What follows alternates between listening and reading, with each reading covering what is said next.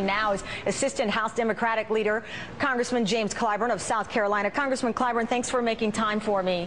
Well, thank you so much for having me. Let me get your reaction to House Republicans feeling that they've been left out of the process. I want to read a little bit of what Politico wrote about the president's approach to this.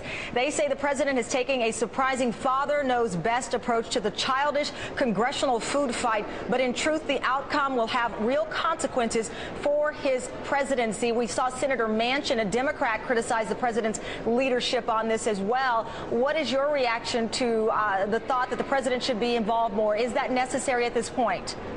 Well, I think that the president is involved. In fact, and the House Democrats are involved. Remember, we cut $45 billion during the lame duck. We've already approved another $6 billion. I mean, $41 billion, then $6. Now we are right at $45 billion. What we need to do is to approve this other $6 billion that the Democrats are offering over there. We'll be at $51 billion when all is said and done. So what I think we are demonstrating is that we realize that cuts need to be made. We are making those cuts, but we don't want to do it and expose the vulnerable in our society to more pain.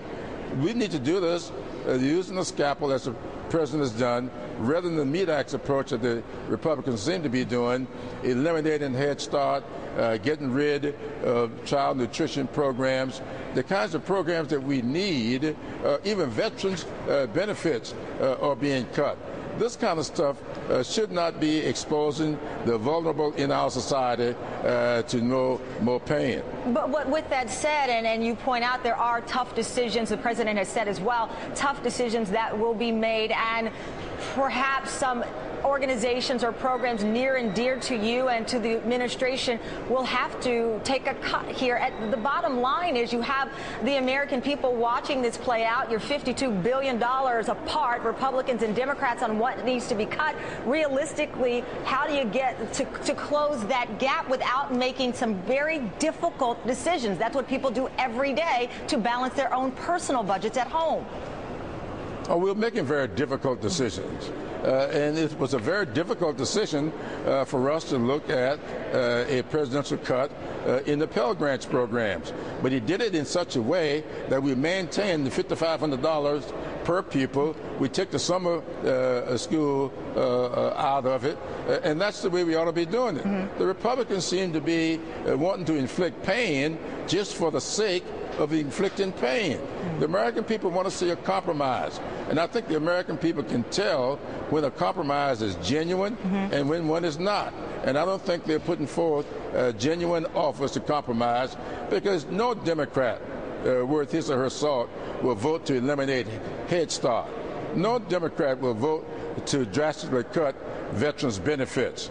In fact, we have ramped up veterans' benefits to the largest it's been in the history of the Veterans Administration, and we are not going to be cutting veterans' benefits, especially now that we are at war. We got men and women coming back from Iraq, Afghanistan, all with all kinds of injuries, with all kinds of mental health problems, and we're going to cut the benefits program?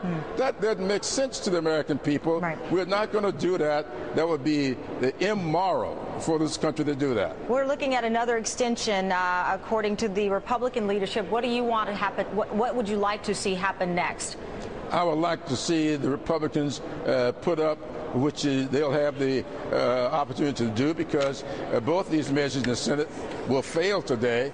Then the ball will be in the Republicans' court, and let's come up with a kind of a program that can allow us to extend to the end of the fiscal year so that cities and counties and states can plan better for the future.